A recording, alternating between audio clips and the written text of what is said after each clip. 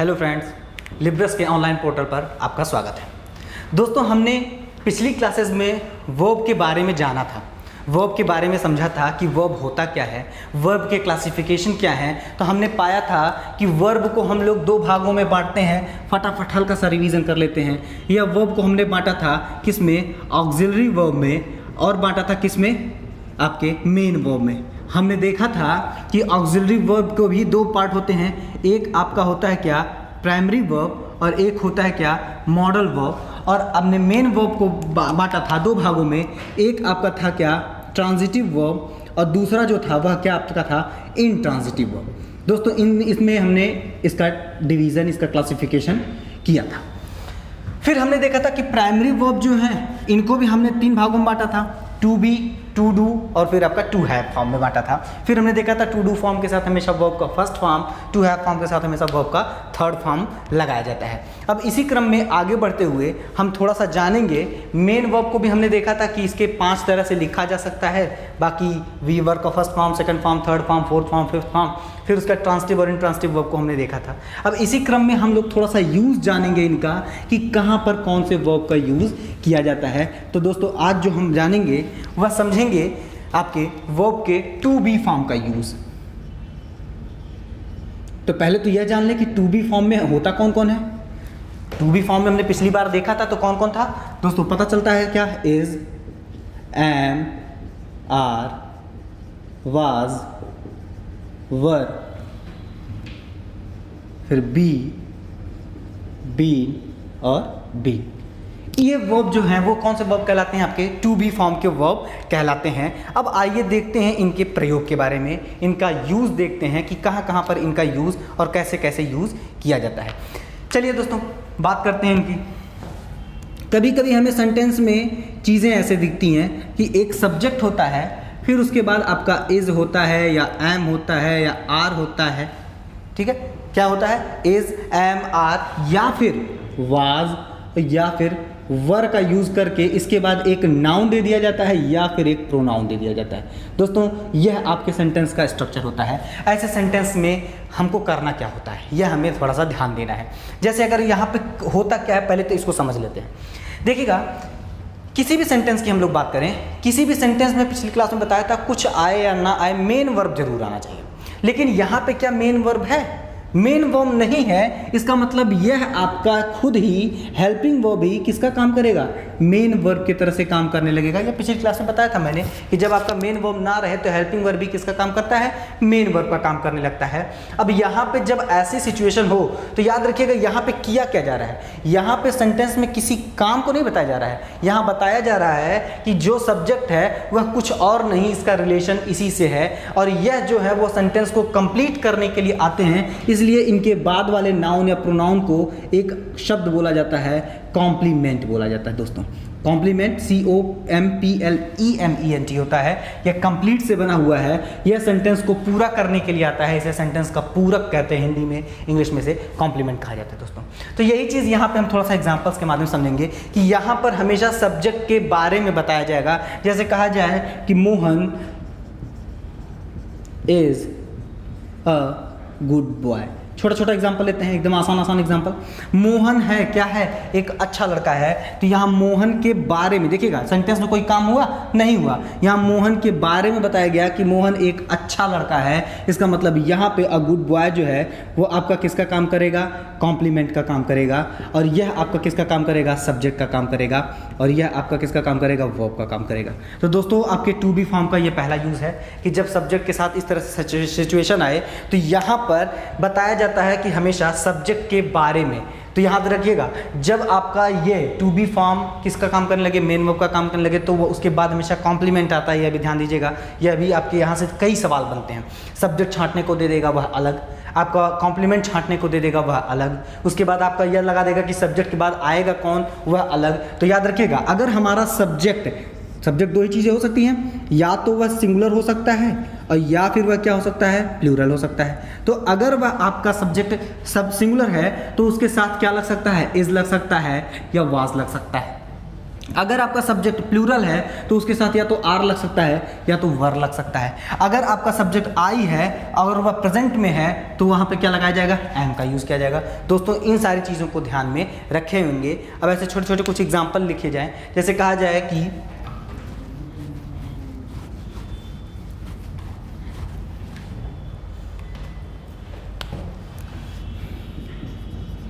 these shirts mine। अब ध्यान दीजिएगा, यहाँ पे लिखा है these shirts mine। अब यहाँ पे जो शब्द भरने होंगे वह शब्द क्या हो सकता है, इज हो सकता है क्या, अगर हमारे पास ऑप्शन में दे दिया जाए इज दे दिया जाए, वाज दे दिया जाए, एम दे दिया जाए और आर दे दिया जाए।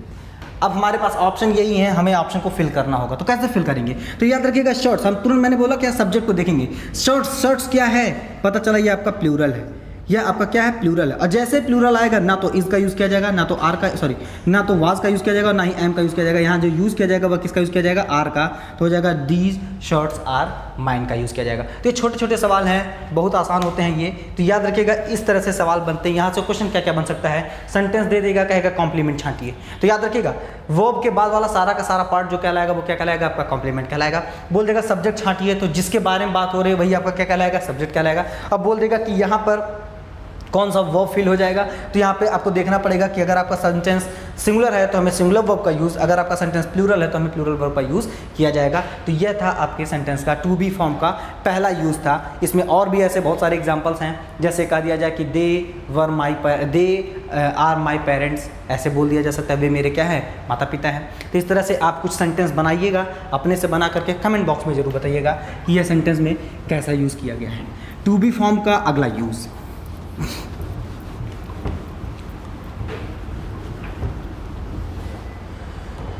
टू बी फॉर्म का अगला यूज़ की बात करते हैं। अगले यूज़ की बात करें तो हमारे सामने अभी देखा था हमने कि पहला यूज़ था सब्जेक्ट, फिर टू बी फॉर्म, उसके बाद हमें नाउन या प्रोनाउन दिख रहा था। अगर हम बात करें अगली चीज़ों की तो ऐसे भी लिखा जा सकता है, हो सकता है आपका आया हो subject plus is, am, are, was, were, फिर प्लस आपका यहाँ पर क्या दे दिया जाए, कोई एडजेक्टिव दे दिया जाए। अब क्या होगा, एडजेक्टिव दे दिया जाए। याद रखिएगा कि जब भी आपका सिर्फ और सिर्फ हेल्पिंग वर्ब ही आए तो हेल्पिंग वर्ब ही किसका काम करने लगेगा, मेन वर्ब का काम करने लगेगा। और ऐसे वर्ब को हम लोग क्या बोलते हैं, लिंकिंग वर्ब बोला जाता है। थोड़ा सा याद रखिएगा इसको, इसे लिंकिंग वर्ब कहते हैं। और लिंकिंग वर्ब के बाद आने वाला जो हमेशा जो भी शब्द होगा वह हमेशा किसका काम करेगा, कॉम्प्लीमेंट का काम करेगा। दोस्तों ध्यान दीजिएगा, इसके बाद आने वाला सेंटेंस हमेशा किसका काम करेगा, कॉम्प्लीमेंट का काम करेगा। अब आइए फिर आगे बढ़ते हैं। सब्जेक्ट आ गया, फिर आपका इज, एम, आर या एडजेक्टिव भी आ सकता है। एडजेक्टिव भी आ जाएगा तो वह भी किसके बारे में बता रहा होगा, सब्जेक्ट के बारे में ही बता रहा होगा, क्योंकि सब्जेक्ट ही हमारा नाउन या प्रोनाउन है और नाउन या प्रोनाउन के बारे में ही एडजेक्टिव बताता है। आइए इसके भी कुछ एग्जाम्पल देख लिया जाए। लिखा जाए कि शी वाज asleep, कह दिया जाए शी वाज asleep, वह बहुत गहरी नींद में थी। अच्छा, इसका मतलब गहरी नींद में थी, यहाँ पे asleep जो है वो क्या है, आपका एडजेक्टिव का काम करेगा। और ये वाज जो है वो आपका किसका काम करेगा, लिंकिंग वर्ब का काम करेगा। और शी आपका सब्जेक्ट है ही, ये आपका वर्ब है और ये आपका क्या है, एडजेक्टिव है। और इसी को हम लोग क्या बोलेंगे, कॉम्प्लीमेंट बोलेंगे। दोस्तों तो याद रखिएगा ऐसे सेंटेंस में भी कॉम्प्लीमेंट, तो कॉम्प्लीमेंट आपका हमने देखा नाउन या प्रोनाउन भी हो सकता है, कॉम्प्लीमेंट हमने देखा यहाँ पे एडजेक्टिव भी हो सकता है। ऐसे और भी एग्जांपल्स हैं, और एग्जांपल्स और हैं, जैसे कह दिया जाए कि it was dark,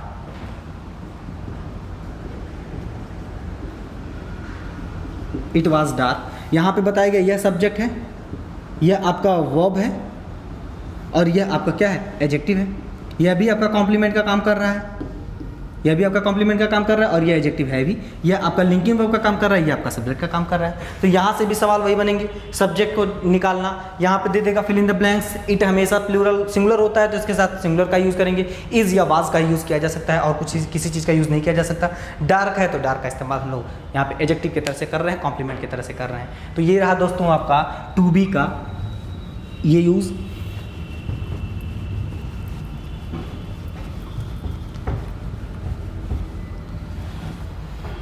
to be form के अगले यूज की बात करें तो कभी कभी क्या होता है कि हमें किसी की कोई कंडीशन बताने के लिए, किसी चीज़ का इस्तेमाल करना पड़ता है। और वह क्या होता है आपका, थोड़ा सा ध्यान देते हैं, प्रीपोजिशन प्रीपोजिशन के बाद आपका नाउन, प्रीपोजिशन के बाद नाउन या प्रोनाउन का इस्तेमाल किया जाएगा, नाउन या प्रोनाउन। और इसके पहले क्या दिया जाए, सब्जेक्ट दे दिया जाए। सब्जेक्ट के बाद वही आपका is, am, are, was, were, is, am, are, was, were. फिर प्रीपोजिशन के बाद आपका नाउन प्रोनाउन। अच्छा, नाउन प्रोनाउन हो सकता है अकेले ना आए हों, ध्यान दीजिएगा। नाउन प्रोनाउन के साथ यहाँ पे आपका एडजेक्टिव दिख जाए, सॉरी शुरू से लिखते हैं, एडवर्ब, एडजेक्टिव, और तब कोई नाउन हो या और प्रोनाउन। इतना बड़ा सेंटेंस भी आपको दिया जा सकता है। ऐसे सेंटेंस में हम करेंगे क्या, थोड़ा सा ध्यान दीजिएगा। लिखा जाए जैसे Shyam is in very good condition. लिखा जाए Shyam is in very good condition. अब यहाँ पे थोड़ा सा ध्यान देते हैं कि इस सेंटेंस में कहा क्या जा रहा है, कौन है। पता चला श्याम है कंडीशन में, इसका मतलब यही है, तो यही सब्जेक्ट हो जाएगा। जिसके बारे में बात होती है वही सब्जेक्ट कहलाता है। इज आपका वर्ब का काम कर ही रहा है, वही टू बी वर्ब है। इन आपका प्रीपोजिशन है, वेरी आपका एडवर्ब है, गुड आपका एडजेक्टिव है, और कंडीशन आपका नाउन है।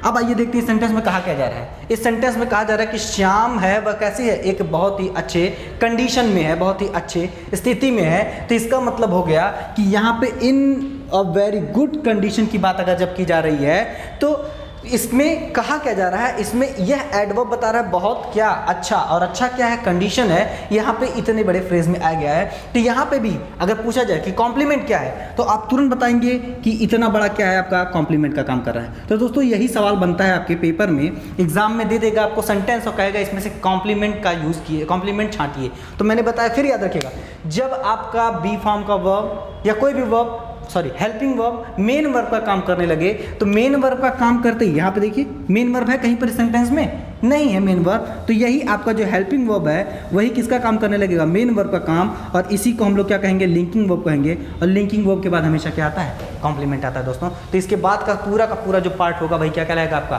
कॉम्प्लीमेंट कहलाएगा, और ये आपका सब्जेक्ट कहलाएगा। तो ये था आपका टू बी फॉर्म का एक यूज़। इसके बाद आते हैं अगला यूज़।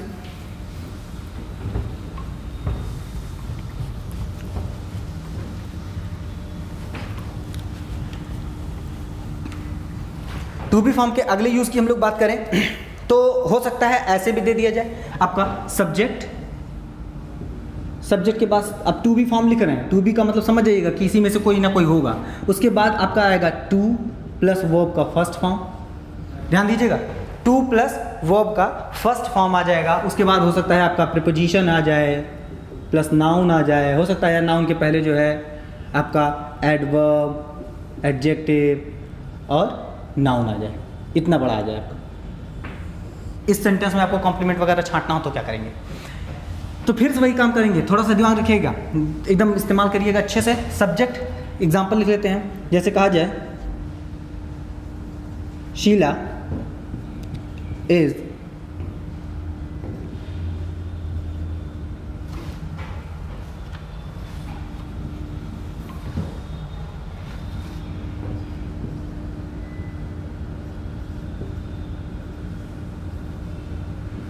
to complete